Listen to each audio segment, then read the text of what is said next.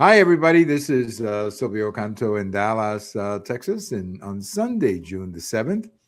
And tonight I have, back in the old days of Top 40 radio, they would say, and now for the B side, an extra hit tonight, back to back hits, as they used to say.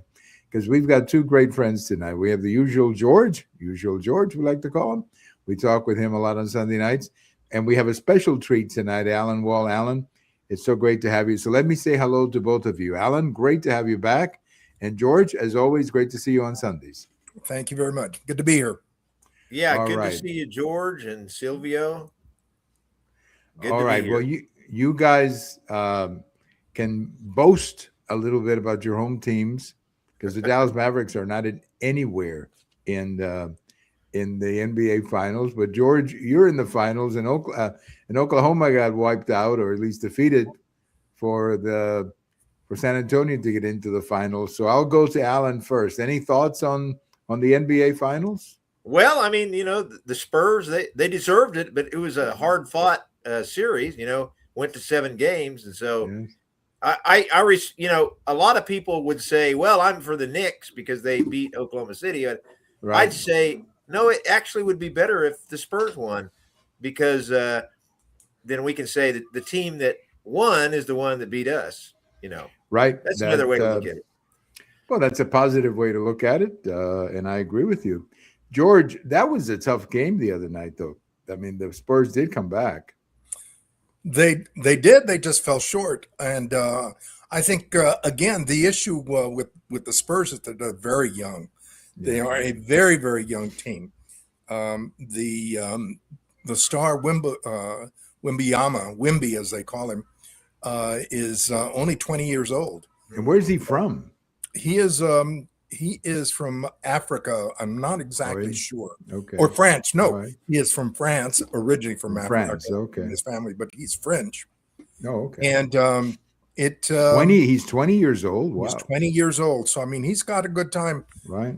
to develop and everything else. But he's also got surrounded by a lot of very very young players. So if they don't make it all the way, I think it's okay because it bodes for great things to come.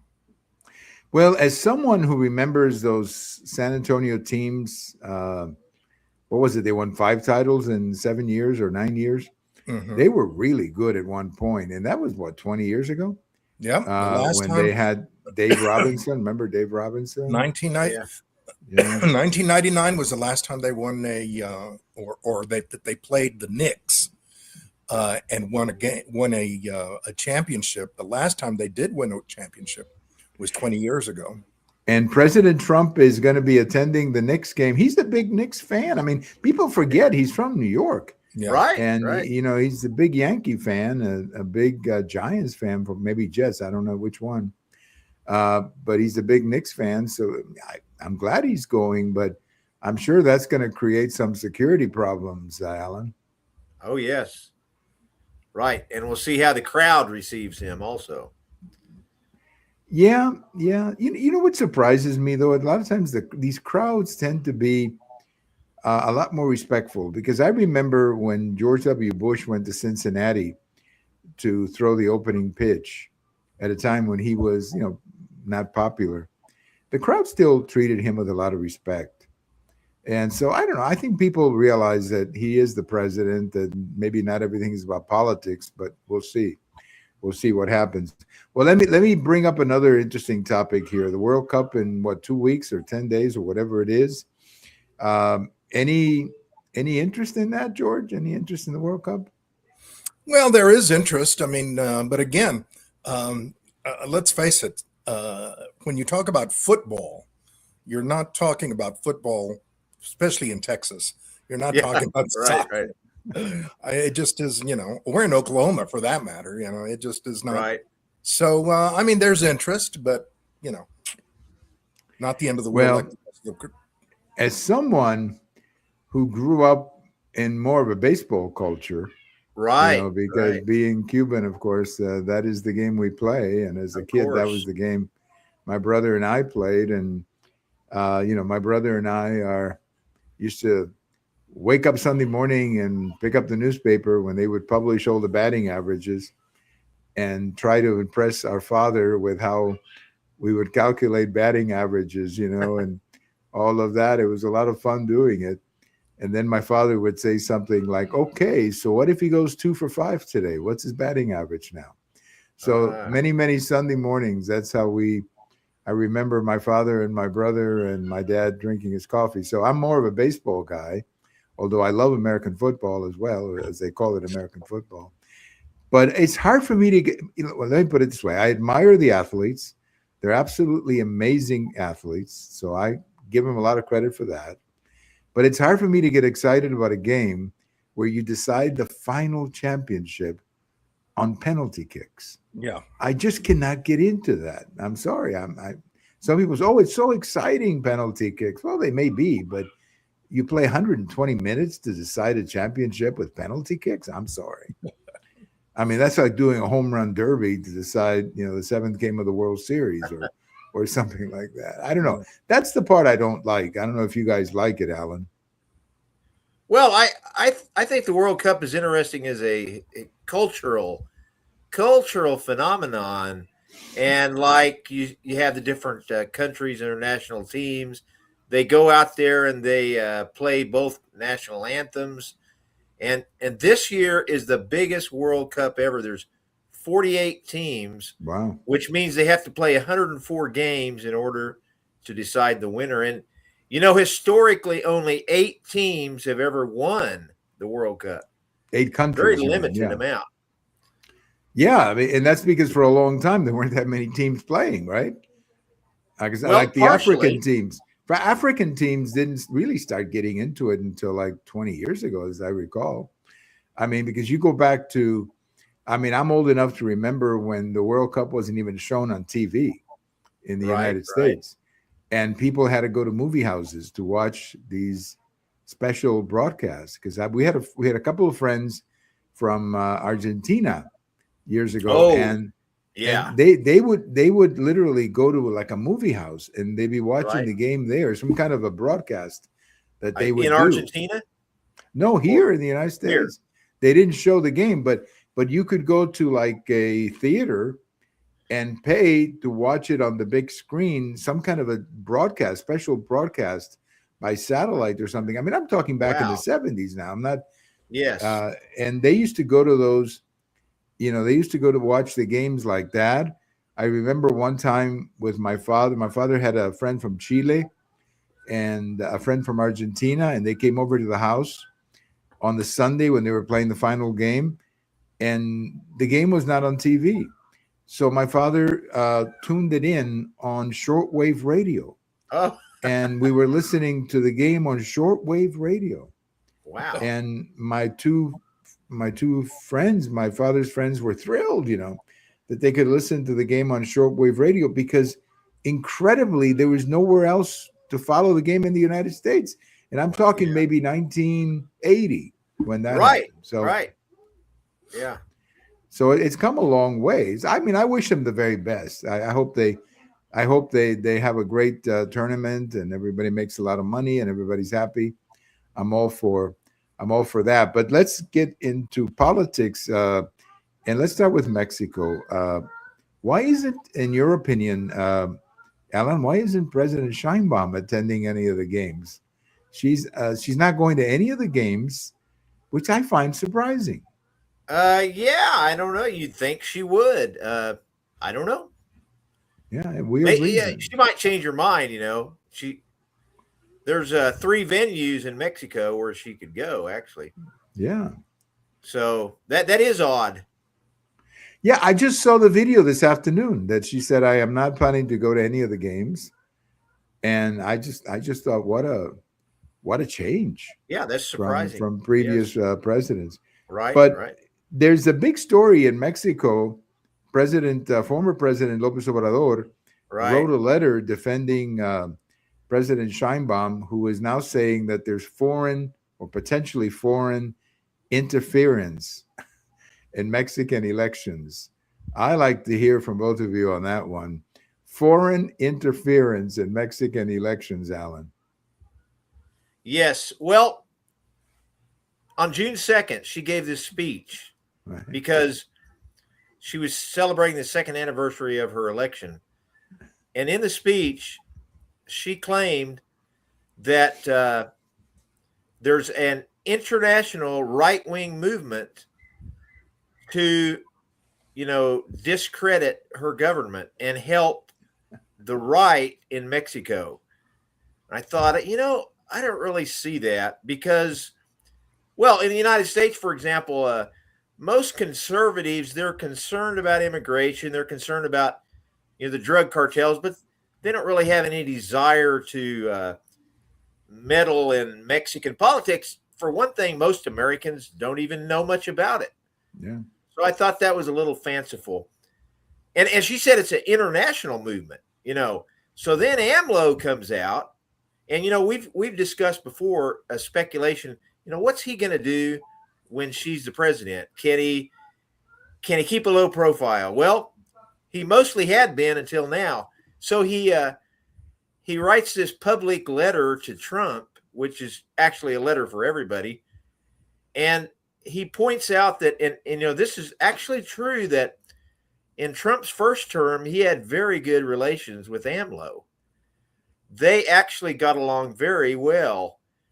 And so he points that out and he says, I don't know what happened. Why have you changed in your second term? And I think it's because, this is what he said, of your advisors. Your advisors have changed things. So please, return the old Trump. It was kind of funny, the way he put it. Yeah, it was. It was actually very funny. I mean, because I know who the advisor is, by the way. I think it's a fellow named Marco Rubio, George. Oh, That's who I think she's talking. I mean, that's got to be who he's talking about. very likely, yes. Yeah, Marco Rubio has somehow made Trump that way, George. I mean, now all of a sudden, Marco Rubio is the bad guy here. It's very, very obvious that they're looking to excuse their failures. Mexico is very much, in my opinion, a failed state and falling even further. And they have created a tremendous amount of problems for our border, not only because of their participation in the illegal alien invasion that we just saw with the Biden administration, but their continued work with the cartels. I think that you've got this situation recently where Scheinbaum finds out all of a sudden about a CIA operation in Mexico because of an accident. She initially screams and yells, that she didn't know about it and that it must stop. And then a few days later, she says that she is now cooperating with the American government, and they're working things out. In the meantime, you have López Obrador, which I think is a joke, talking about a right-wing conspiracy when his own military, when they went to arrest El Chapo's son, he called them off after a firefight broke out between the military and the cartels in Sinaloa. And it is outrageous that this man all of a sudden is trying to tell us that Trump's new advisors are the problem.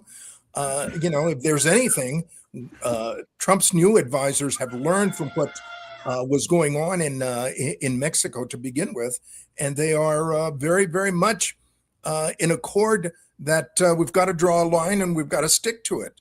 I really do think that it's laughable that López Obrador is seeing a right-wing conspiracy when, in actuality, you've got a left-wing cartel conspiracy going on under his nose. Well, I thought it was interesting because he's yearning for the old Trump. Yeah, he wants the kind and gentle Trump, I guess, from his first term, and he's kind of looking back, hoping that. By the way, I think a couple of my grandchildren who are visiting here are putting on a show in the room next to us. So Oh, it sounds like if they're you're having hearing fun. a couple of kids scream, it's it's not child abuse. I would probably call it grandmother abuse. Yeah, But yes, yes. but anyway, I think they'll calm down in a bit. But I can hear them not far from us. But I think Georgia. I think you're right. I think Lopez Obrador is very concerned about his own uh, his own situation because it seems like they're getting And the closer and Morena, the closer. Morena party uh, created this monster, and now Yeah. they don't know what to do. Yeah. And And I keep thinking, Alan, I think I may have mentioned this to you, Alan, that Scheinbaum reminds me a little bit of Kamala Harris, and politically that is, in the sense that Kamala Harris could not detach herself from Joe Biden. In other words, she had to stick with Joe Biden during the right. campaign. Yeah. She could have said a couple of times during the campaign, "Look, I disagree with this or disagree with that," and politically, it would have done her well. Which is But really interesting. Let me interject yeah, this real quick. sure, Is that's very, very interesting because when the PRI was in power, every time that you would change presidents, the new PRI president would take his own direction and go his own direction and provide his own policy. Here we have the Morena party for the first time switching leadership, but again, to me, it shows how disciplined these socialists and globalists are, that they focus on the goal, regardless of how they have to trample everything else in the process. because Alan, I was listening to a Mexican columnist say that politically speaking, it would do Scheinbaum and the country a lot of good if she could break with Lopez Obrador, because it isn't just the cartels where people are angry with them. That's a big problem, the cartels. But there's a lot of other stuff going on, Yeah. corruption, and just a lot, like this famous train that they were making that apparently never quite got going. This airport that apparently isn't really working out. Socialism doesn't seem to work. I'm not sure why. Yeah. Just, But I'm just saying, she seems to be either very loyal to him, or I don't know. There's something else going on, but she will not criticize him one bit, Alan. That's right. She has chosen not to do that, and we'll just see how that turns out the rest of her term. Now, I was going to add there's something else that's related to this intervention question. The Mexican government recently put a new amendment in the Constitution. And did you know in Mexico, it's very easy to make amendments? The Mexican Constitution in 100 years has been amended 500 times.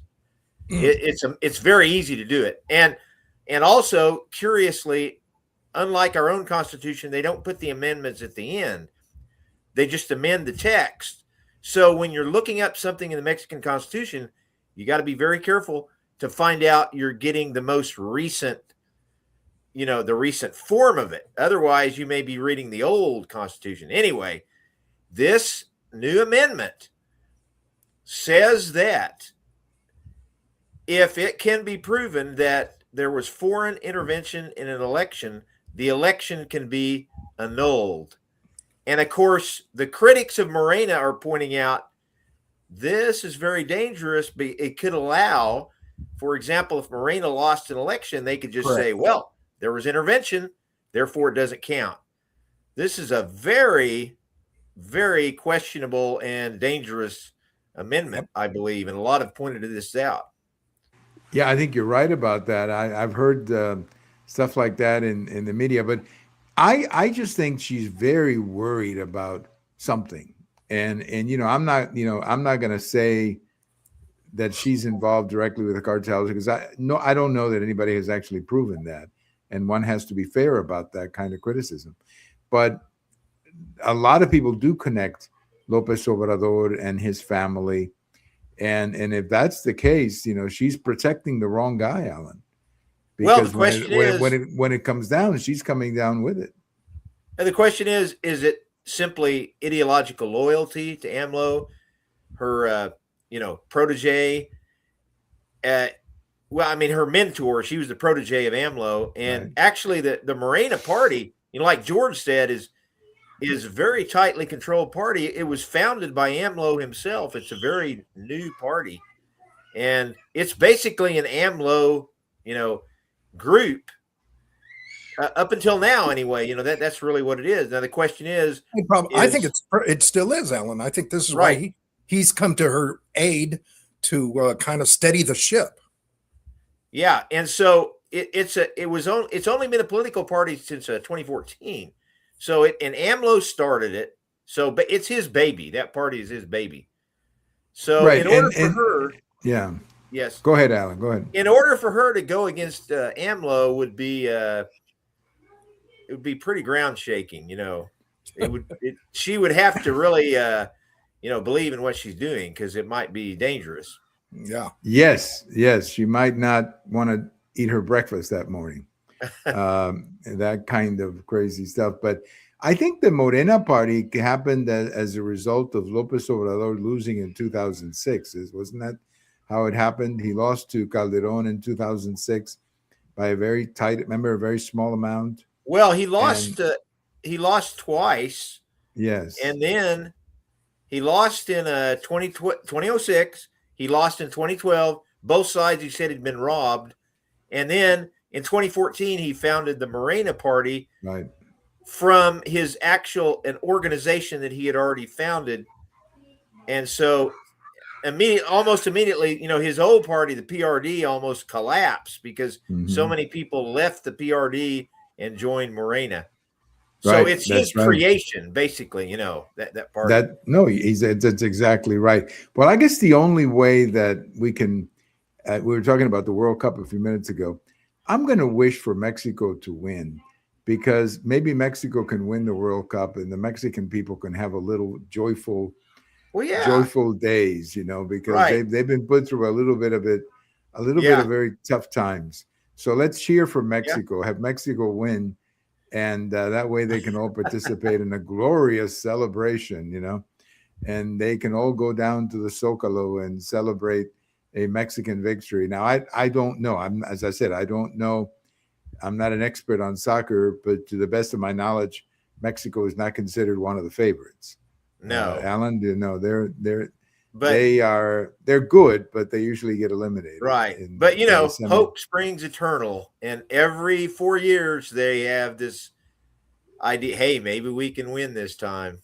So, well, always remember the 1969 New York Jets, who defeated the mighty Baltimore Colts in Super Bowl number 3, considered to be the greatest upset ever. Wow. So there's always an upset possible. So I would just love to see Mexico win, because I almost feel like the Mexican people deserve it, and they need something like that. I mean, that's the kind of victory that could really bring a country together, could actually make people like each other, because there's so much partisanship down there. I watched some of these videotapes out of the Mexican Senate, and I swear these people are ready to punch each other. Right. I mean, you listen to these people, and it's like they're calling each other. I mean, you're a narco trafficker. It's like, you're a traitor. You're a traitor. Who's paying you? That kind of thing. Right. And it's like, my gosh, I've never seen anything like that. It's really dramatic. It's actually, and they complain about that here, Yeah. Oh, our stuff is Disney compared to the stuff that's going on down there. I mean, literally Disney. Well, George, let's go to Texas a little bit, and this may apply to Oklahoma too. But there's a screwworm, I guess, infection, or what's going on down there? Yeah, the screwworm is a parasite, a very, very dangerous parasite that is easily spread by flies that feed on living flesh. They attack livestock, number one, and of course livestock, unless you're watching them constantly. Well, even your pets unless you're watching them constantly, the smallest little cut could cause a problem. And unfortunately, there is a potential outbreak. Right now, there's only 2 cases have been found in South Texas, but those 2 cases are very alarming because there had been no cases in South Texas or even in the United States. There had been no cases in the United States in over 60 years. It had been eradicated like measles, like mumps. It had been eradicated. Unfortunately, once again, most folks are saying it's a direct result of the open borders. It's a direct result of people bringing across pets. It's a direct result of people not checking livestock properly as it crosses the border. But Various is it a things. threat to human beings, George, or is It it is a just threat, animals? definitely a threat to Oh, human okay, all beings right. as well. Like So, children and stuff like that? exactly. It is very, very prevalent and lethal in Central America and in sections of South America. It's very prevalent and lethal in Africa. Where they, do use very, very strong methods like spraying DDT and that kind of stuff when it gets really, really out of hand. But here in the United States, we haven't had a problem at all. And all of a sudden it's there. And the Cattlemen's Association here in Texas is very worried about it. One of my best friends is the Cattlemen's Association president in Arizona. I was chatting with him. He is very, very worried about it. The problem is that it would cause all sorts of problems for the beef industry if it gets any worse than what it is right now. Yeah. I think I just read something that Governor Abbott is taking some drastic measures. Yes.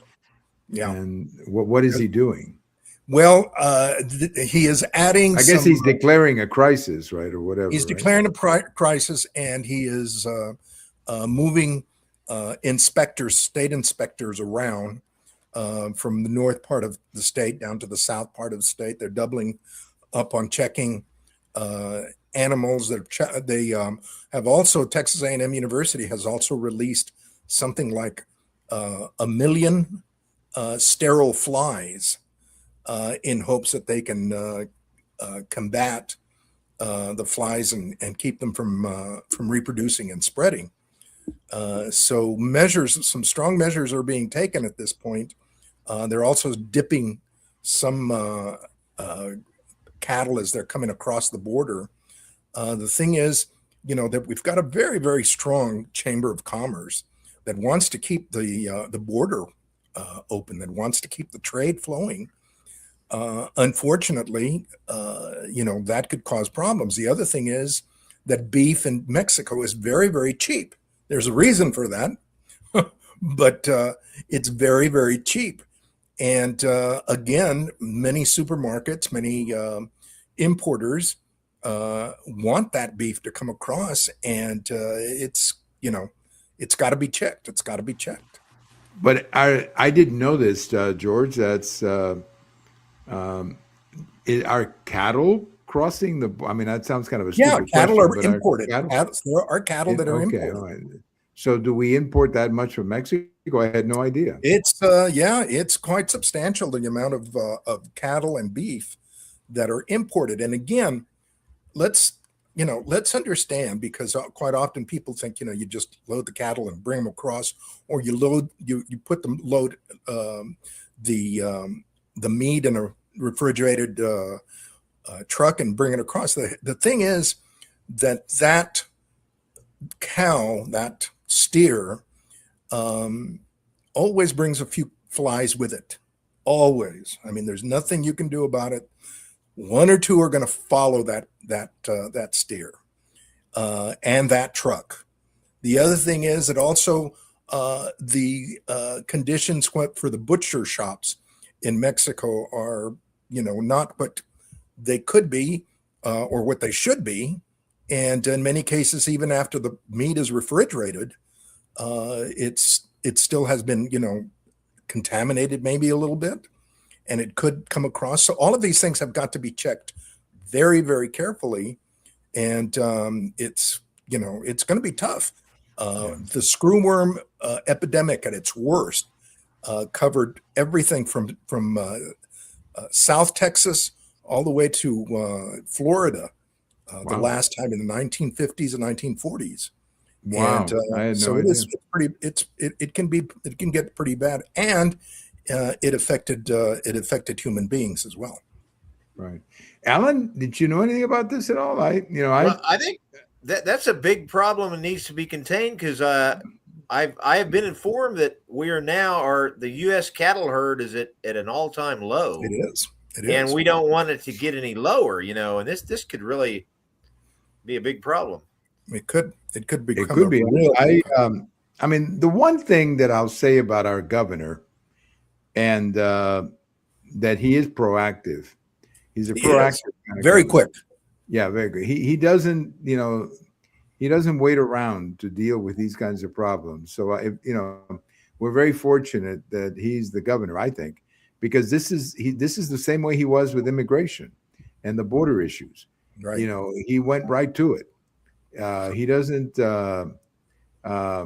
Here we have a question, by the way, coming in from our friend Enrique, and he has a great question. So I'm going to ask you this, George.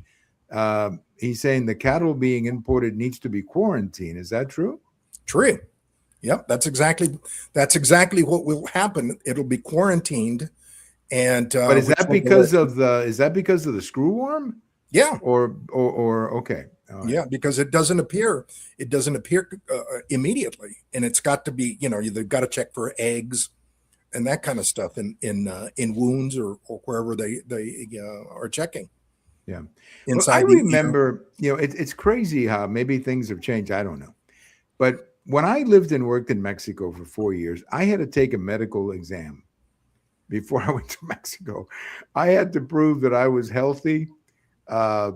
I also had to prove that I wasn't going to be a public charge, that I could sustain myself. Yeah.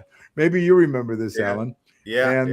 And so it was always common sense or the tradition for countries to protect themselves against these things. And one of the ways you did it was by, dealing with the people who were crossing.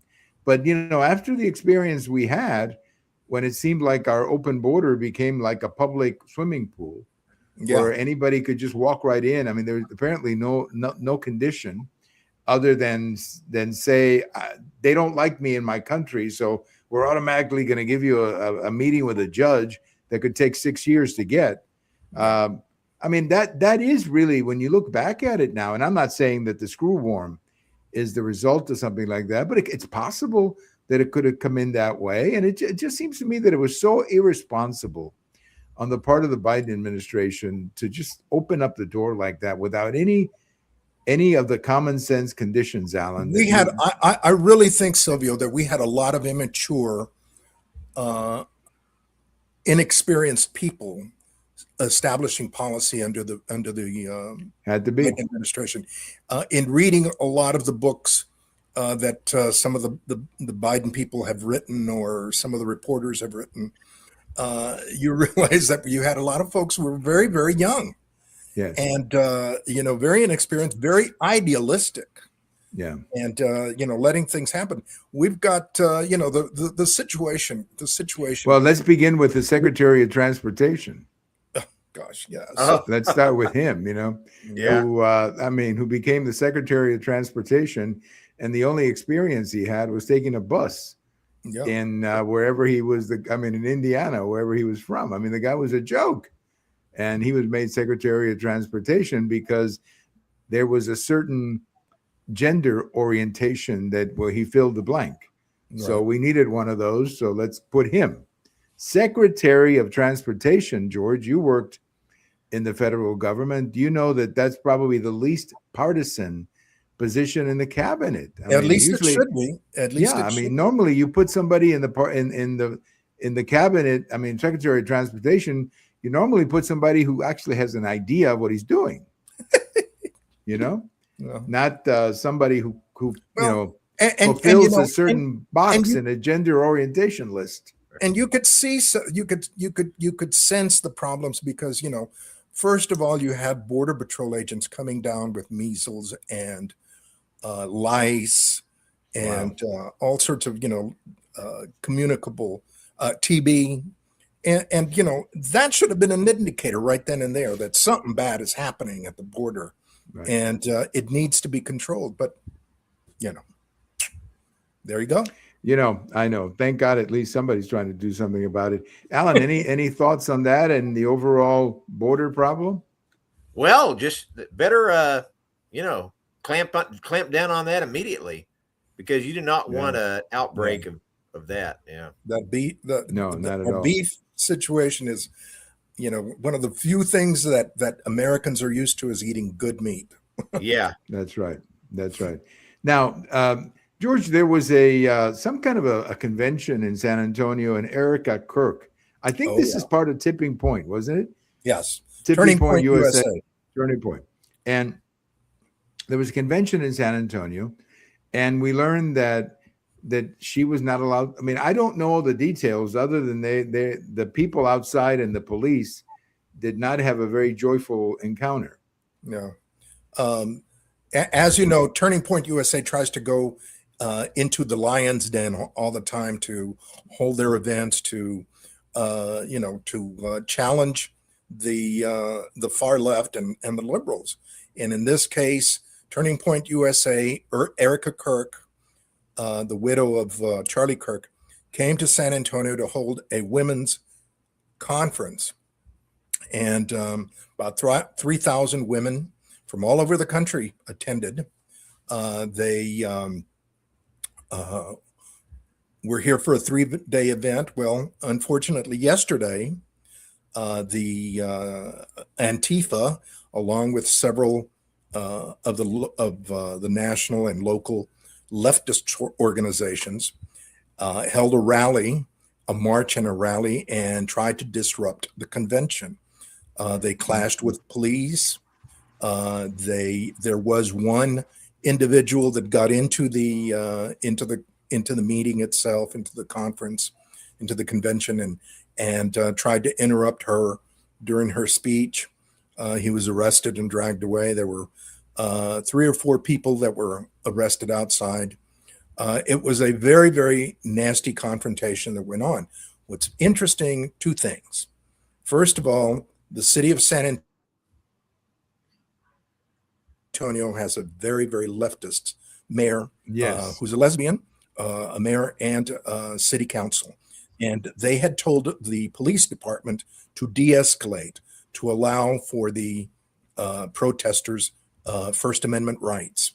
Well, these protesters don't care to debate or to discuss any kind of issue. They're there to shut down or to intimidate. And so that's what they did. The second thing is that the number of arrests, I believe there was actually only one person arrested during the entire event. That's hard to believe, George, because really I saw scenes on television and I thought, my gosh, there's going to be a ton of people arrested here. So I'm amazed that only one person got arrested. But Alan, let me ask you, because this is what's wrong with these people, and in that they have certain things they believe in, and if you don't share that belief with them, they're going to force themselves on you this way, in a violent way. I mean, they have no tolerance whatsoever for a different point of view, Alan. Exactly, and it's becoming more frequent and more accepted in certain circles.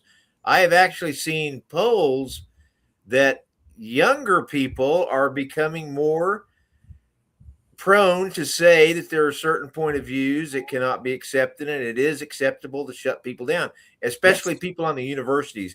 And it is very dangerous, and it should not, it is intolerance, and it should not be permitted. Right. They have the right to protest anything they want, but they cannot shut down other people. That's right. And look at, and I want to hear from both of you about this, because look at what's happening in New Jersey, Oh yes, where they're yes, shutting down an ICE facility. And, first of all, they were complaining that the people in there were not getting good food, which is a total lie. I mean, Tom Holman went in there yeah. and he had lunch or something there, and he said he had so much food he couldn't eat the dessert. I mean, so the food was not the problem, but that's what started the whole thing.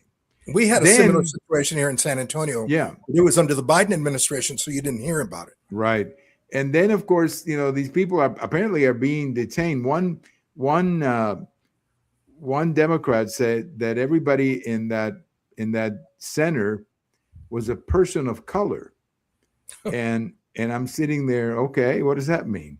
A person of color? I guess that means you're not a Republican. Maybe that's what that means. But the funny thing about it, Alan and George, let me hear from you. Funny thing about it is that the people who are in that facility can leave anytime they want. All they have to do is say, okay, I want to go back to my country, and they'll give them a ticket to fly back. That the reason they're in there is because they don't want to go back to their country, but they have Right. no legal basis to stay in the United States. Now, Alan, your thoughts on that? Well, did you see a couple of congressmen went down there? Well, and one of them, Dan Goldman, said these people have it worse than they do in their home countries. And I thought, well, if that's true, put them on the first plane back there. Really? Right. Right. Well, by the way, let me say something about Dan Goldman. He's about to be primaried and defeated. Okay. But he's going to be Dan Goldman. You don't get any more anti-Trump than Dan Goldman. Okay. But he's going to be defeated by someone from the left who apparently doesn't think that Dan Goldman is anti-Trump enough. I mean, this guy is anti-Trump 24/7. I mean, there's nobody in the Congress that more crazy, more infected with Trump derangement syndrome than Dan Goldman. And yet that's not good enough. Yeah. It's amazing. It's absolutely amazing. But George, your thoughts on that New Jersey situation? Because I thought the governor was flaky as it gets. I mean, she comes out and says, well, we want people to be peaceful. And then the next day she comes out and says, well, we learned that most of the people here are not even from our state. Yeah. So what the heck's going on here? It is so fake. It is so fake. And, when they pull back the curtain with some honesty, it shows how fake it is. This situation with this detention center, as well as the one just south of San Antonio, the Castros have been attempting. It's a game. It's a play that a game plan that they are playing. The Castros have been trying to do the very same thing in South Texas, down in Dilley, of creating protests, of creating controversy. And it just so happens that New Jersey, because of New York City and all of the liberal kids there that apparently don't have anything else to do, it's gotten out of control. But there were two people that were interviewed by Newsmax the other day that are at the detention, and they were interviewed because they've been in the United States for over 10 years. Wow.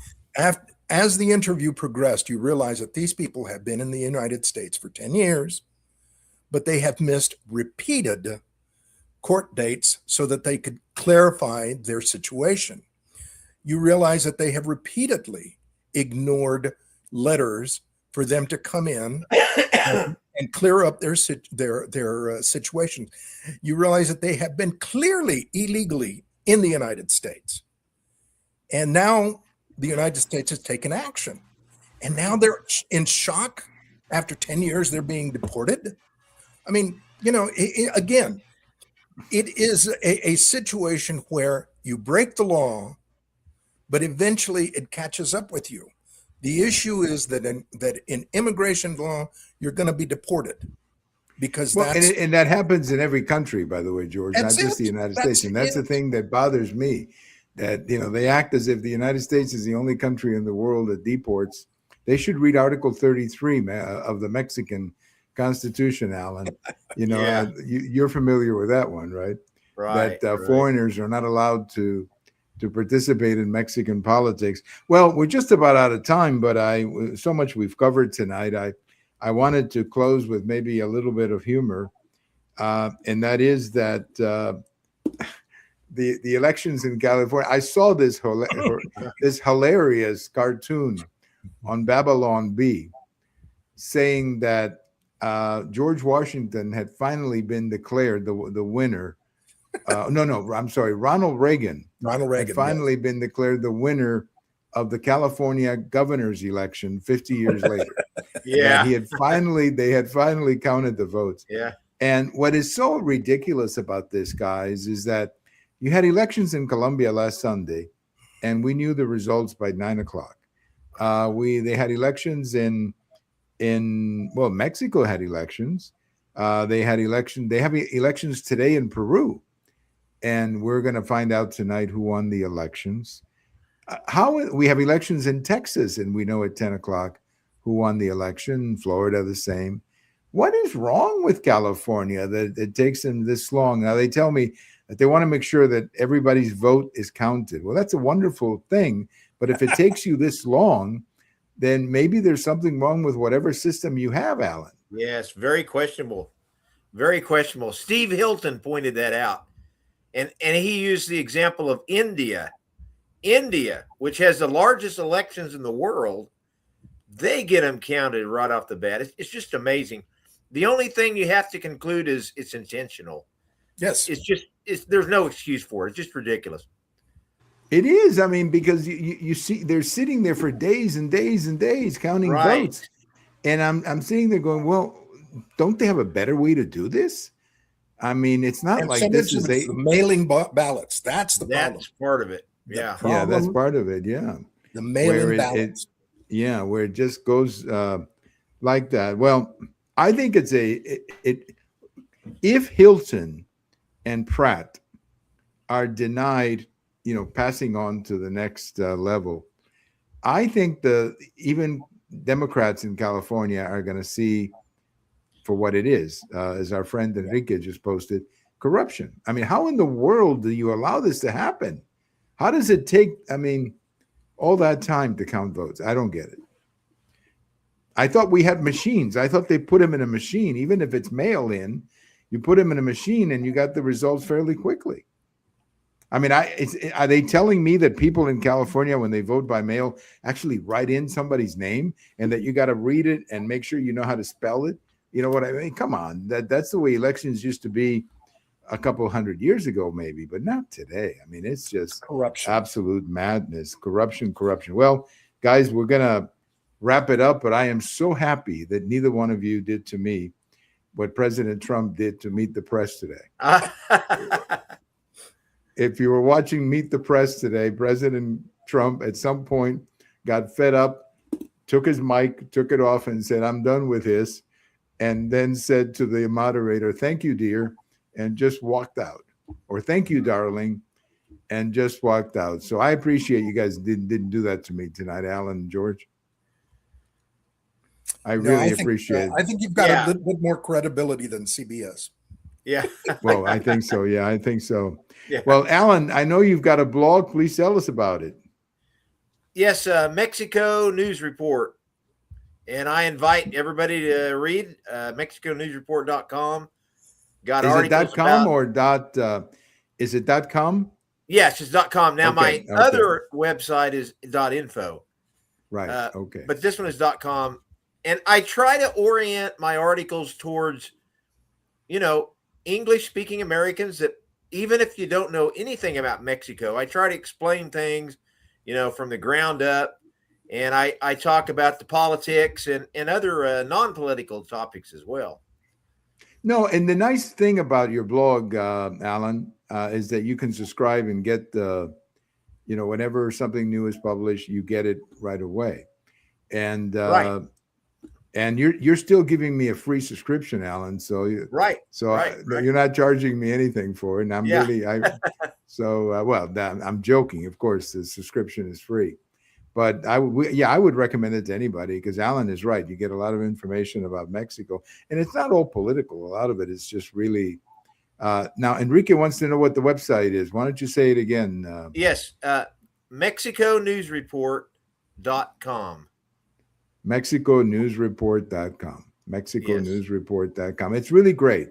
And you're going to get a lot of very current information about Mexico. And George, I know you're everywhere. So where can people follow you? I mean, you're all over the state giving speeches. So where can they follow you?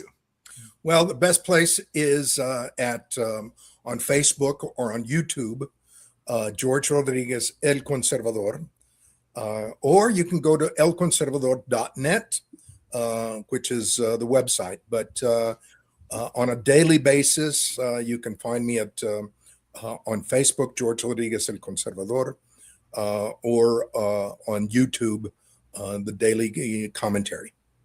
And if you didn't write those down, he's normally with me once a week.